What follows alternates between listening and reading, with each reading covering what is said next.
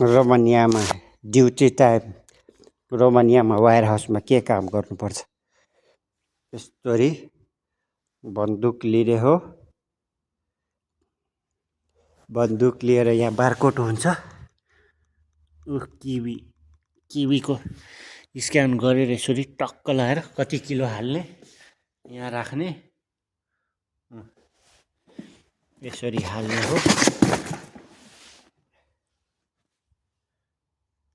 5 kilo 9 ग्राम अनि यसरी यसमा 5 किलो 9 ग्राम हाल्नुपर्छ।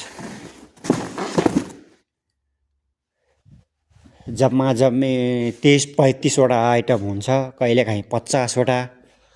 यो स्याउ, सुन्तला, अङ्गुर,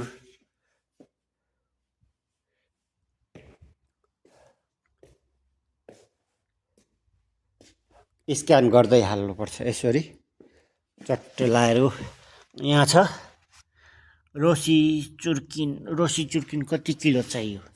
यहाँ टट्ट 1 नम्बरमा यसरी क्लिक गर्ने। यो कम्पनी भइगयो। यो कम्पनीबाट यतिको सामान चाहियो उसलाई स्क्यान गरेर चट्ट यसरी अनि यहाँ काउन्टरमा राखेर के चाहियो, भर्जा चाहियो कि के भन्छ यसलाई, चुपेर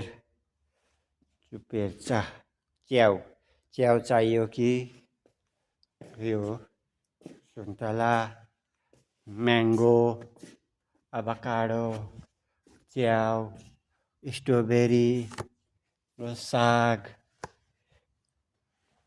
यसरी हालेर अनि डन गर्नुपर्छ। अनि उताबाट फतुरा निकाल्ने हो।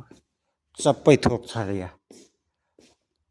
यो सबै निकालेर एक बोरा 2 किलो 3 किलो 1 बोरा।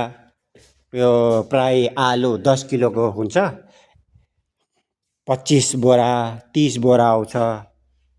त्यो राख्नुपर्छ।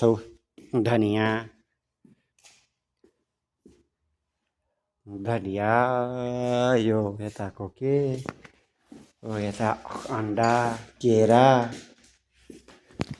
यता खुर्सानी, लसुन, खिरा सबै हाल्नुपर्छ।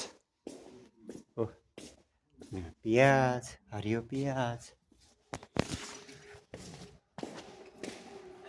यसरी ल्याएर यस्तो ट्रोलीमा हाल्नुपर्छ। स्क्यान गर्दै ट्रोलीमा हाल्दै ट्रोलीमा हाल्नुपर्छ। यसरी यो यहाँ टन्नै छ। यहाँ चामल चाहियो, थरीको यो सबै चामल हो।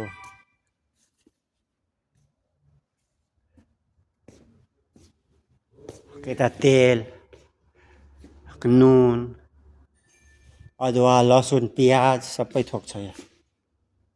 अनि यसरी अर्को गुदाममा राख्ने हो।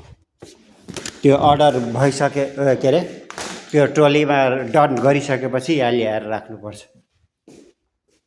अनि एउटा पेपर दिन्छ बिल, त्यो बिल यसरी राख्ने हो। यो बिल यसरी राखिदिने। कतिको आइटम छ, कति हजारको आइटम छ, यहाँ सबै हुन्छ लेखेको। यो सबै निकालेको हो। यसरी निकाल्नुपर्छ। यो भोलिको होटेल, ठुलो होटेलमा अर्डर हो यो सबै। आलु कति छ 1 2 3 4 5 6 7 वटा क्रिसमसको लागि अर्डर भएको हो। यता प्याज, यता दुध यसरी काम गर्नुपर्छ।